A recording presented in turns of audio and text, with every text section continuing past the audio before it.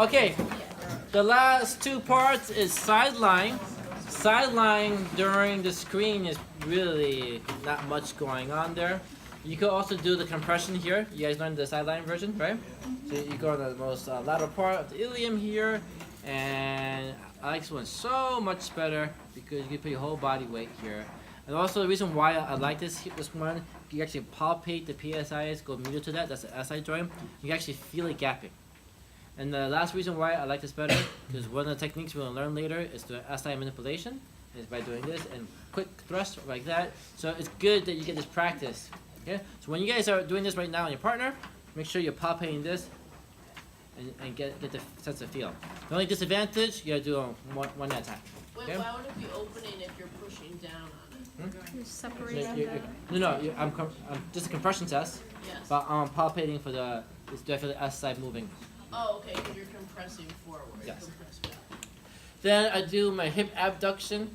Hold your leg up here. Alright, hold it. 1, 2, 3. Why do I do this? Because this is L5.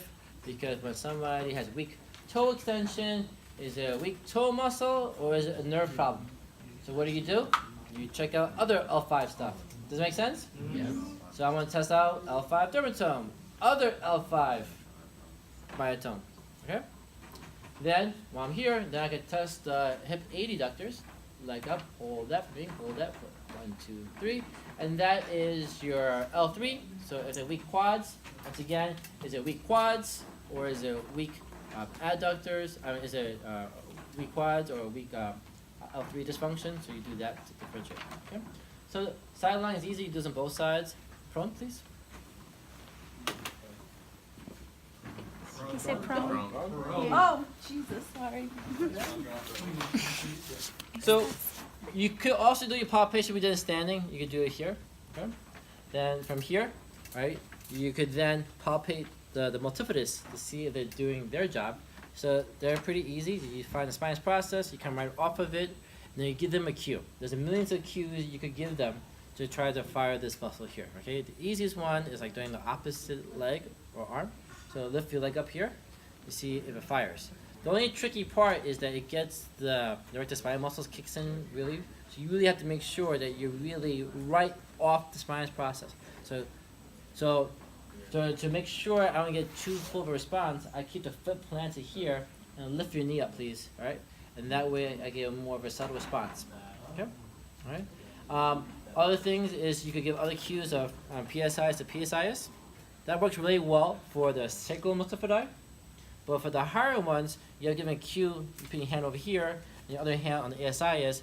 Imagine you're bringing ASIS to my finger over here, all right? And that's how you get each multifidus. Remember, each segment has a left one and a right one. You have to test both sides, okay? While we're here, I'm going to do PA assessments, okay? You guys learned this already, right? Dr. Rush is really good at these, so it's pretty straightforward, okay? And then you can do your sacral thrust to complete the last study, right? Then you could do your hip extension. So this is a huge one, right? A lot of people don't have pure hip extension because why? We sit a lot, hip flexors get really tight, so they lose their ability to do a pure hip extension, okay? So what's normal hip extension? Yeah, small, like 20, some people say 10, some people say 30, so 20 is safe, right? So once again, what am I doing? Hand on the PSI is, right? Look in the lower back. When does the lower back starts moving? It's not bad. Okay, around 20 degrees, right? Okay. And then while I'm here, hold your leg up here, and then complete hip extension here, okay, and relax. Okay. So it's pretty straightforward.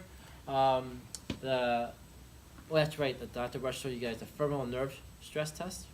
Right? You can do that on the sideline. Can you lie on your side, please? Wait, so now are you hanging your leg up or no? Want to face that way? It looks like an over.